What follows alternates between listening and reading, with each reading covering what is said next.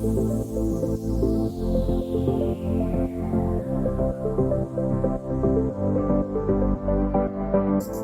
and welcome back, listener. How are we doing? Well, thank you for downloading us again. It's certainly good to be back in your ears. You're listening to My Surrogacy Journey, the podcast. And as always, we are taking you on a journey through education and surrogacy storytelling. You just have me today. So I am Michael, one of your hosts and a dad through UK surrogacy. Me and my husband, Wes, have 2 children through surrogacy and egg donation. And we are considering our next journey. So we'll talk about that in a minute. We are working with brand new sponsor for season 3, Manchester Fertility, the UK's leading specialist offering IUI, ICSI and IVF treatments, awarded Best Fertility Clinic in the northwest of England, along with earning a Patient Care Excellent Award. I'm really looking forward to this episode. And the reason being is that I've spoken to this guest a number of times and we have met in person and we've had some really interesting chats on the My Surrogacy Journey Instagram when we did a live. And it got some really great engagement and some wonderful comments. So it was a no-brainer to invite this person back to the podcast. And this is quite a unique episode, and I'll explain more in a second. But first, I wanted to say hello to G. Hello. Hi. And how are you? Yeah, I'm very well, thank you. How are you? I'm really good, thank you. I'm good. It's good to see you again. So thanks for being on the podcast. It's a pleasure. And we're going to talk all about you and your journey to being on this planet. And a little birdie tells me we also need to have a bit of a chat about what's also happening in your life as well. But let's start at the beginning. G, just explain to our lovely listener who you are and why surrogacy is important to you. I am born through traditional surrogacy. I was born in 1998. I am in really close contact with my surrogate, and I also have 3 half-brothers through my surrogate, so genetically related. 2 are children of my surrogate herself, and 1 is a surrogate baby for a different family. Yeah, one big family, lots of connections, and clearly a really important part of my life. So I've always known I was born through surrogacy from day dot, and that's been really important to my journey. And that was the same with my half-brother as well, who's also born through surrogacy. So we've always spoken about it. We always chat about it. We're in really good contact, and nothing's ever been a secret or hidden or something I'm not aware of. Amazing. So let us look and talk then about, I guess, the journey to you being here. So if you don't mind, share for our listener who may be someone considering surrogacy. They may also be a person born through surrogacy or egg donation. So fill us in with your journey to being on this planet. My parents met when they were a little bit older, in their 30s, and they tried for children for a long time. They went through multiple cycles of IVF. Firstly with my mum's own eggs, and then they went through with donor eggs. And I think that was a really key point of the journey, because once they'd made the decision to go forward with donor eggs in IVF, when that was unsuccessful, the natural next step was to look at surrogacy, and actually the genetic kind of component of that by that point didn't faze them, because they were already exploring routes with donor eggs anyway. And they then went to a surrogacy agency called COTS, and that agency at that time was in the UK facilitating matching up surrogates and intended parents. They had a profile that they submitted, and my surrogate was sent profiles of a few couples, and she chose the profile of my parents to carry for.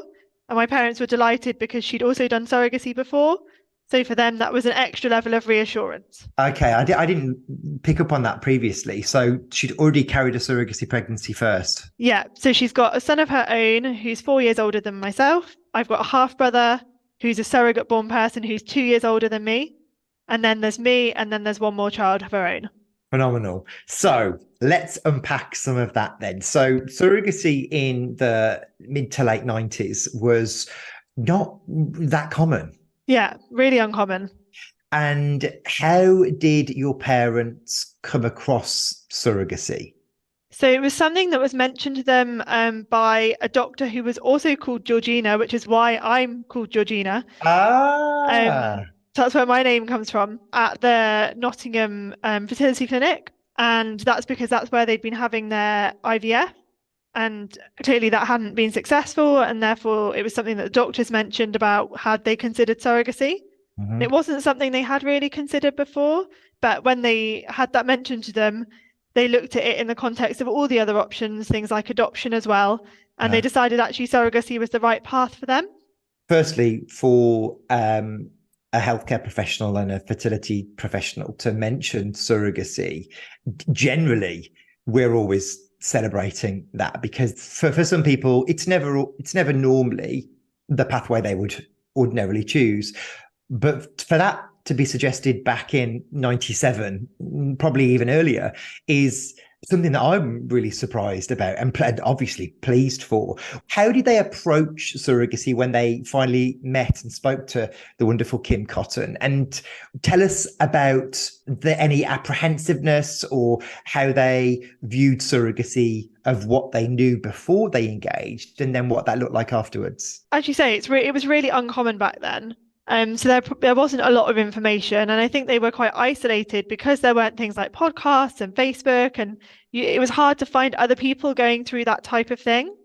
My parents' ultimate aim was to have a child, and this was how they were going to be able to achieve that. So for them, that was their focus, and the kind of genetic element they'd already managed with before with their decision. So that element was also removed for them, which I think was helpful. I think reflecting back, one thing that they would definitely say is that the process of surrogacy has made them interact with and get to know and form bonds with people that they would never have normally met. And that's one thing they've really loved about the process, because my surrogate is someone that my parents, as two, university academics, would never have come across in society. And actually to have a common aim with someone who's so different, and this aim to be so strong that you all work together to achieve it, is something that they are really proud of, and they really adore their relationship with my surrogate. What I love about these types of conversations is what you have just explained is no different than the majority of people's surrogacy journeys either. It tends to be this gorgeous collision of characters that people that you would have never have had those paths cross. The net result of all of that wonderfulness is a brand new family and friends for life. Yeah. And that was happening way back in the beginning, in that first decade of when surrogacy was still fairly new and path that was untrodden. Something's just sprung to my mind. So apologies for this random question. That's all right. With a lack of technology, because I know how obviously at My Surrogacy Journey, how we do things and our portal and our algorithm and how we match, with the exception of email still being very new and only having fax machines, how were profiles even shared back in those days? So they submitted them on a paper document and they were then posted out to my surrogate. So my surrogate received three paper documents with different profiles on. And I've spoken with her about why she chose to match with my parents, because, clearly that's a decision that made me be me. And I was fascinated about what made her choose that. And she said that it was the picture of my parents, and particularly my dad's kind of geeky, nerdy smile. She thought, okay, these are the people that I want to carry for next. So in the time before, Instagram, Facebook, and even really emails, still the kind of visual stuff was really important in terms of making those connections. That's been obviously vital to where I am now. And is that profile still in existence somewhere? Oh, I've never seen it, but I'd love to see the picture. That's why I'm asking. I'm really curious to this really cool geeky smile. I know. I'll have to ask my parents and my surrogate whether they've still got it. And maybe that's something to be framed. Yeah, for sure it is. So let's hear about your incredible surrogate then. So for the benefit of maybe a new listener here now, explain what traditional surrogacy is for us.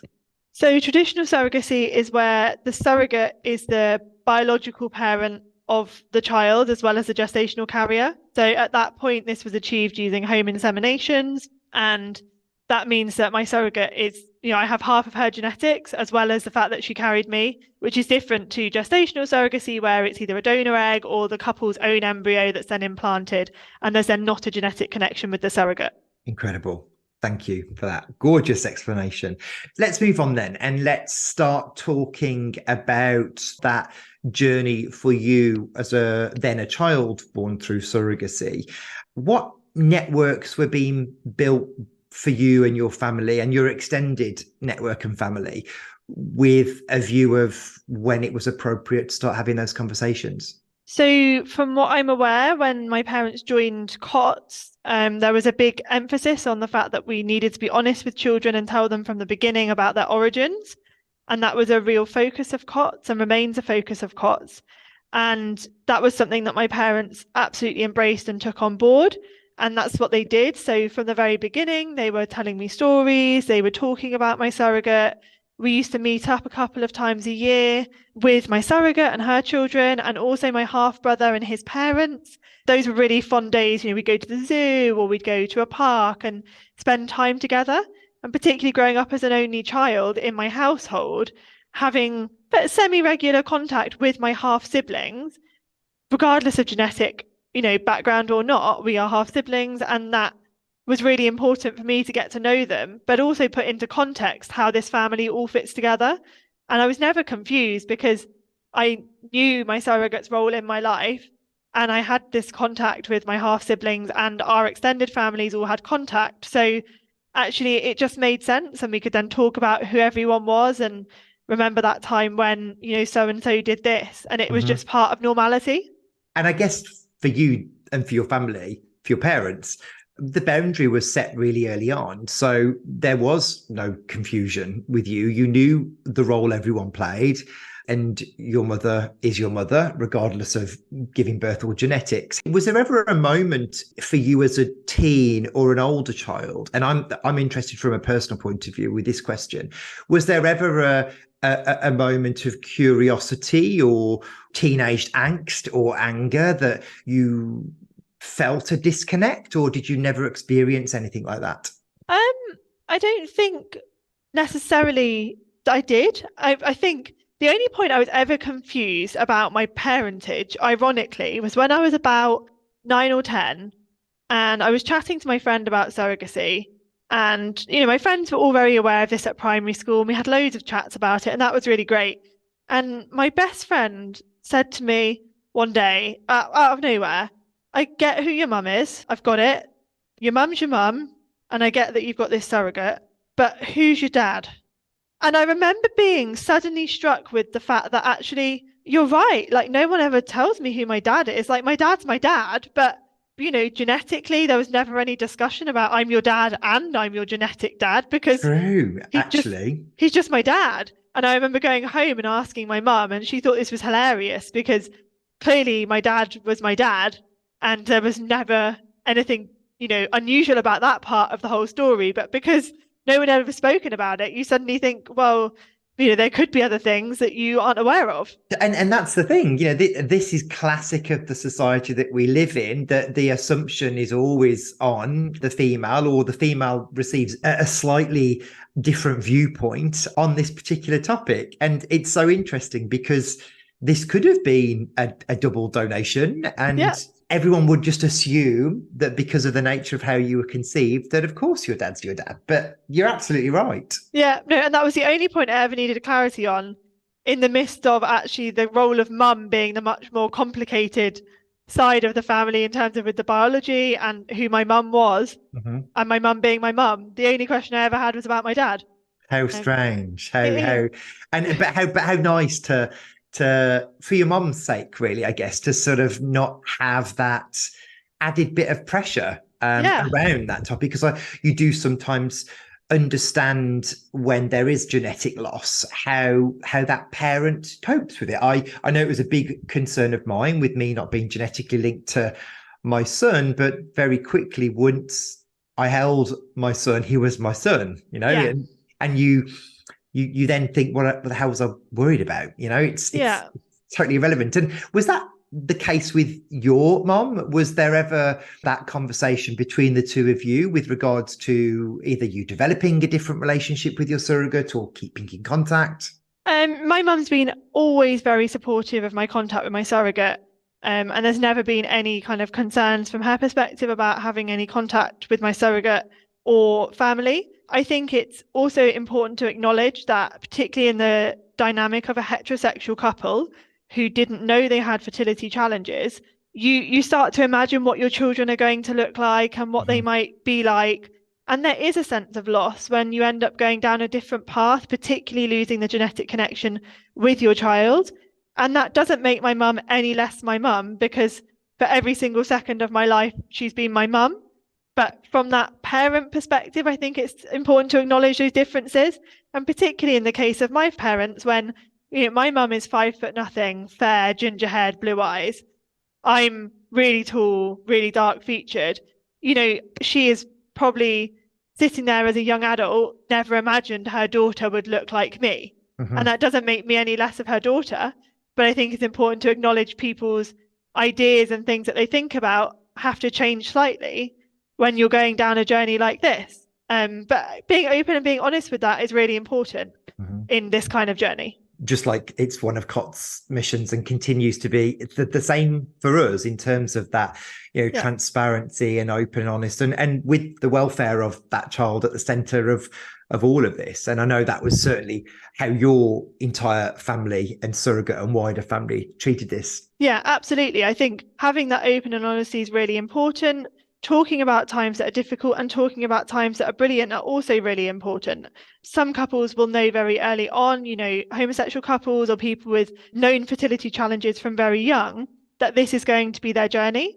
But there are other people that come to this through a lot of trauma and medical challenges and miscarriages, and they're people that maybe need different kind of support in their journey. But ultimately, supporting people to feel as the parents they are, my parents are my parents. They're no different to anyone else's parents.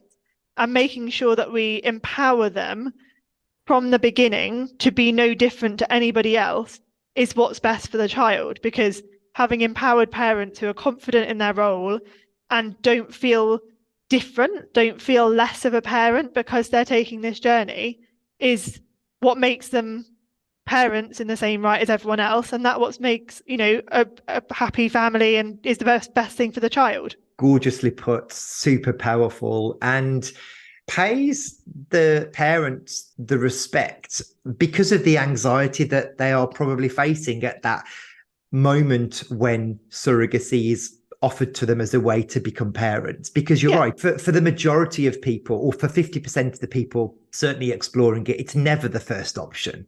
No. And for your parents, that was never the case either. So when it is, we sing praise and we celebrate them just as much as any other parent. Exactly. Very few people go into parenthood thinking the way I really want to do it is through surrogacy. It's this place that people end up at, which is still a wonderful place and has so many beautiful things about it, but it's generally not their first choice. And making sure that they still feel positive and not like they failed or not like they're stigmatized or different in this space, which is really scary for them to be exploring, is the most important thing. Because kids are flexible. Like the kids born out of surrogacy, we're open and honest with them. Kids accept all sorts of things and are just sponges for their surroundings. And what we need to make sure of is that their surroundings are strong. Amen to that one. Absolutely.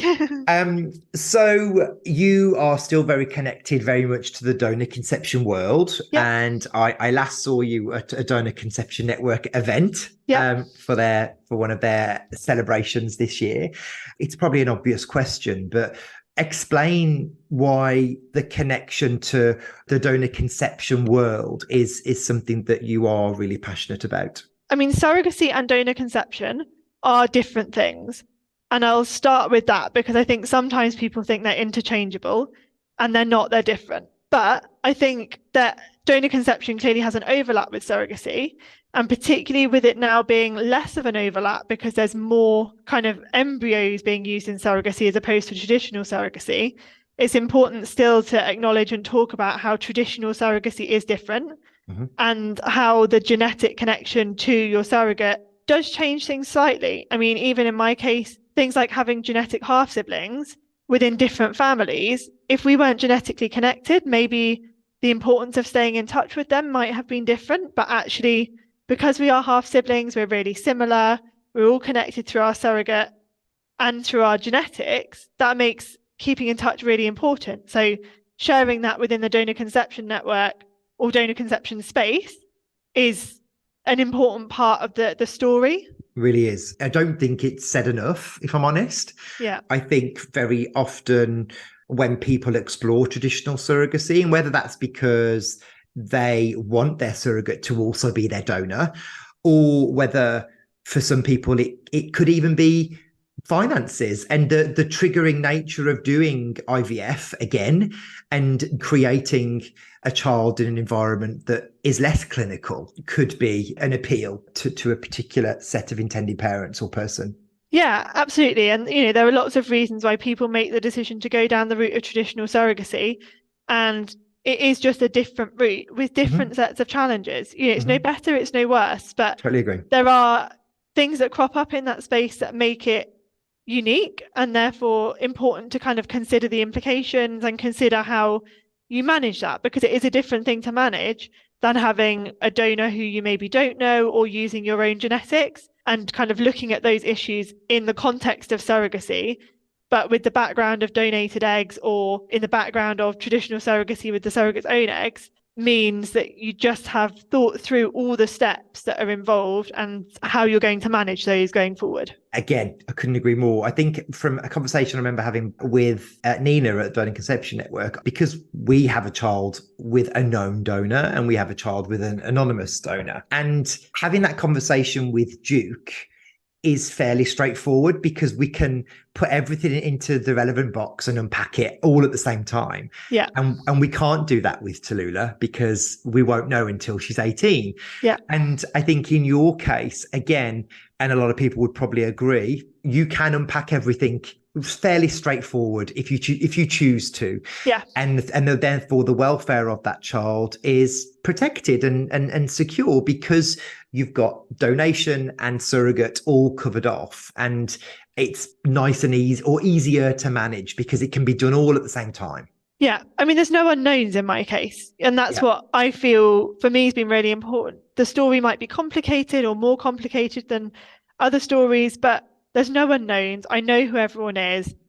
There may be, half siblings, and there may be my surrogate's family, but everyone has a place that I understand and that can be explained. And for me, that's brilliant. But I can see from parents' perspectives, maybe that's scary, having someone that as the biological donor or as the kind of biological other parent in that sense. Maybe it's easier to have somebody you don't know. And that decision's equally, if people are feeling that way, that's equally as valid. And it just means there's a different set of challenges there. Yeah, for sure. And again, I think accessing that right support to understand the challenges and the hurdles and, where and when things need unpacking and talking about, I think is part of that process, either to parenthood or then beyond. Yeah, and having the language to do that, having the words, having the skills and thinking about how you're going to do that. So my parents used the phrase tummy mummy because I was in her tummy, and to me that made sense. But having the words to describe who the people are, even if they are anonymous and you don't, you can't put a name to them, having a word to describe their role, I think is useful. Yeah, agreed. Let's move on to something a bit more personal now, if that's okay. I can see like you're grinning away. Your life's about to get a little bit crazy. Yeah. So my husband and I got married last summer, and we are expecting a baby in November. Oh, it's soon then. Yeah, it's soon. Okay. And how's everything? Yeah. So all is going really well. Growing this evolving family is just going to continue.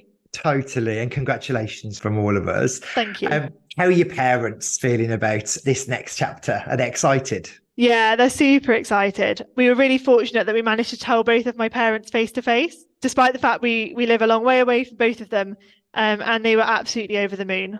So that was really nice. Congratulations anyway. Congratulations. Thank you. So then once baby's here and everything's then, getting real, you're having some time off work. What's the plan for next year? Well, yeah, certainly some time off work. I work as a doctor in the NHS, so I'm not sure if having a baby is going to be a rest or harder work than work, but we'll see. Having some time to just enjoy, spend time with family. We're having a girl, So I can say I didn't know that. Okay, gorgeous. It's weird saying they now. We've got to the point we say she. Making sure she spends loads of time with family, maybe doing some traveling. We'd like to spend some time in France because Ferdy's half French, so spending some time over there and making sure she's kind of experienced a bit of the French culture and the language is going to be really, really special. Of course it will. And I'm so envious of when you see families with these gorgeous tiny humans that are bilingual. I think it's just one of the most gorgeous things to witness. Yeah, absolutely. I mean, it's something we've both been really passionate about. You know, I did French GCSE, but that makes me no expert. Ferdy's family are, all fluent in French, and he'll speak to the child in French. So that'll be a really, really amazing skill that she'll have that we wanted to make sure was passed on. That is gorgeous. But surnames are still unsettled on, I hear. Yeah, surnames are still unsettled. Message to everyone, make sure you decide your surname before you get married. I thought being introduced to happy couple would be simple, but a year on, we're still none the wiser. I love the fact that a year later, like, what is our married name? Yeah, we'll have to decide that before baby's actually here and she's registered. Yeah, I think you should. You've got a couple of months, so you best get cracking. Exactly. Look, G, it's always an absolute pleasure hearing from you. I think your story is not only speaking to an adult born through surrogacy is just a reminder to me of how something so incredible is really normalized and has been throughout all of your life, which I think is, for anyone that has just arrived at the doorstep of surrogacy, you are living and breathing proof that you did absolutely all right. You are working in medicine, you are completely unscathed. You're a massive ambassador for this particular sector and group of people. Is there any closing remarks you'd like to give, or any words of wisdom for either children born through surrogacy or even those parents that are now considering egg donation and surrogacy? Yeah, I suppose for people born through surrogacy who might be listening to this, I feel like being born through surrogacy is such a privileged position because I'm born in a way which is really unusual. And I feel a bit of a responsibility for advocating for that and discussing challenges and discussing how we improve the law and discussing all these things to help educate. So if anyone is sitting there, they've been born through this method, they're not sure how they feel or they have things they want to say, reach out to people, spread the word, and whatever that message is that you want to share, it's really valuable education for people around you, whether it's good, whether there's been difficulties. I think that's kind of an important point. For those that are sitting there thinking, do I go down this route, or exploring this for the first time, talking to family and friends, really thinking about how this fits in with your life and how you envisage your future to look like, and achieving that and being confident in the decisions you make. Ultimately, I'm sitting here not damaged through surrogacy. I feel privileged to have been born this way. And I think making sure you go into it with confidence that this is a decision you've made and actually your child will be fine. It's scary, it's different, it's unusual, but you've got to talk, communicate, and have fun. Perfect words of wisdom from the wonderful G. G, thank you so much for giving up some of your time today. I'm going to let you get back on with the rest of your afternoon. You've been an amazing guest. Thank you so much, and all the best with everything in November. Don't forget to send some photos. Please give this little girl a surname, and I look forward to hearing from you real soon. Absolutely. I will definitely make sure she's got a surname and of course share some pictures. Thank you for having me. You're very welcome. Thank you so much. Take care. Thank you.